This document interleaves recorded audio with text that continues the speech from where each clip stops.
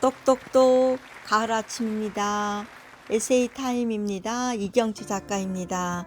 오늘은 책 김범송 수필집 하얀 원피스 하나 갖는 일, 이 책을 가지고 나누겠습니다.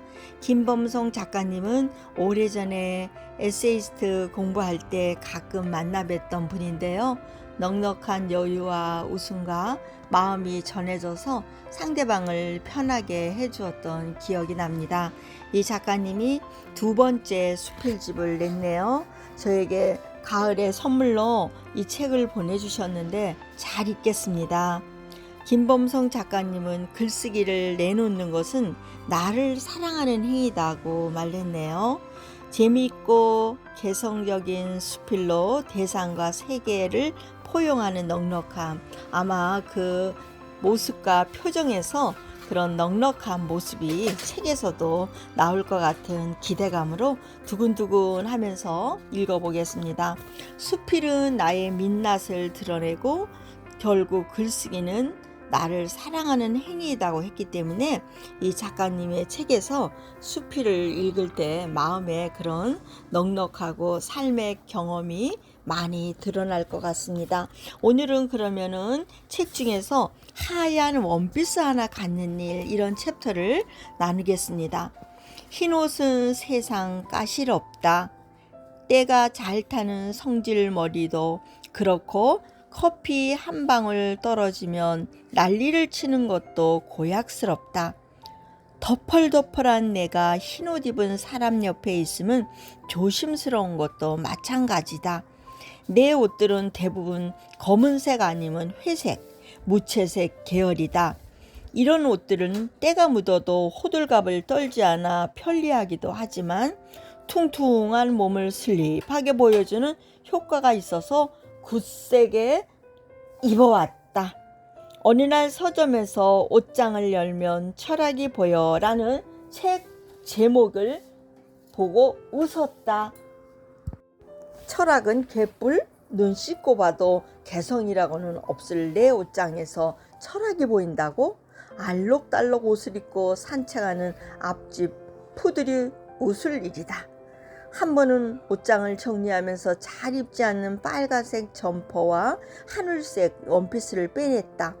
그것 하나 빼냈을 뿐인데 금방 어두침침한 방이 되었다. 색깔의 기운이 있다는 게 놀라웠다. 더구나 빨간색은 돈을 부른다는데 괜히 빼냈다 싶어 빨간 점퍼는 그대로 걸어두었다. 재밌죠? 지금도 내 옷장에는 세월 가는 줄 모르는 옷들이 고상한 척 눈을 내리깔고 있다. 한때는 검은색 정장에 힘을 빌려 호기롭게 나서기도 했지만 이제는 그 옷을 이겨낼 기운이 없다. 노인들이 왜 날아갈 듯 화려한 색깔의 옷을 좋아하게 되는지 알 것 같다. 나는 무슨 색깔을 좋아할까? 바로 답이 나오지는 않는다. 옷이든 물건이든 그때그때 좋아하는 색이 되는 것이다. 그러면서 흰색 옷은 선뜻 손이 가지 않는다.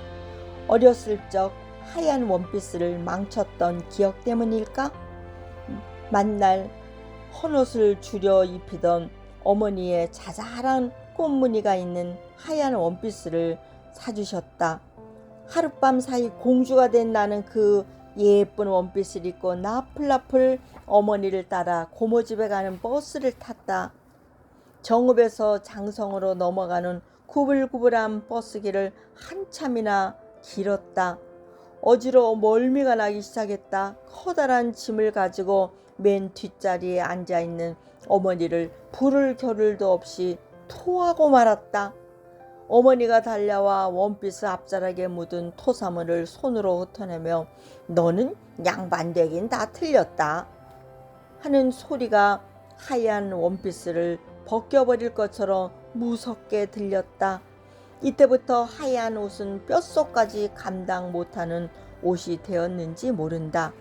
흰색은 어른들의 색일까? 하얀 모시옷을 곱게 입으시던 외할머니가 계셨고 돌아가신 어머니를 떠돌리면 흰 저고리, 흰 광목, 앞치마를 두른 모습만 보인다. 옛날 같았으면 지금 내 나이는 증조 할머니 뻘인데 지금까지도 흰옷 한 가지 걸치기가 무섭다. 한겨울에 비가 봄비처럼 내리던 날 췌장암으로 고생하던 여고 동창의 부음이 들렸다. 가까운 친구의 죽음은 처음이라 내 죽음도 가까이 있다는 것에 섬뜩해진다. 70대 중반의 동창이 모이는 곳에서 탕하고 죽음이 시작되는 총소리 같아서 부음 소리에 한참 멍해졌다. 안개 속 같은 가을 하늘길로 사라진 친구는 영정 사진 속에서 무표정한 얼굴로 눈을 마주쳐 준다. 죽는다는 나이가 가까워서 그런지 영정 사진 속에 있는 친구가 낯설지 않다. 중년이 된 외동딸이 입간을 맞추고 퉁퉁 부은 눈으로 다가와 인사를 했다. 엄마가 화장하고 하얀 수의를 입고 있는데 참 예뻤어요. 하는 말에 나는 하얀 원피스 하나 갖는 일이 급해졌다.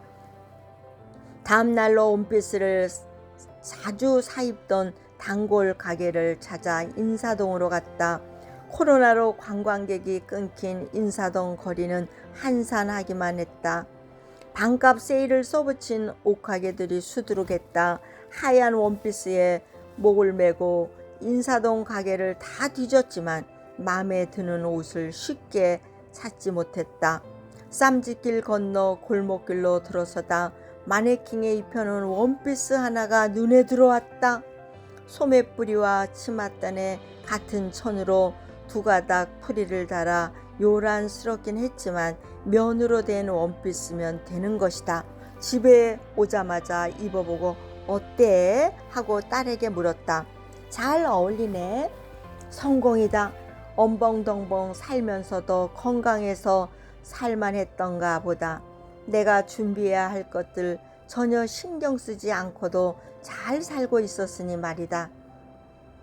하얀 원피스를 옷장에 걸어놓고 내가 입고 있는 모습을 그려본다. 흰색의 사람에게 입혀졌을 때 상징되는 빛은 너무나 강렬하다. 결혼식에서 신부의 하얀 웨딩드레스는 순결하고 화려한 이미지를 발산한다. 장례 미사를 드리는 신부님의 하얀 제의는 성스럽기까지 하다. 죽음은 우리 모두에게 부여된 최후의 퇴장이다.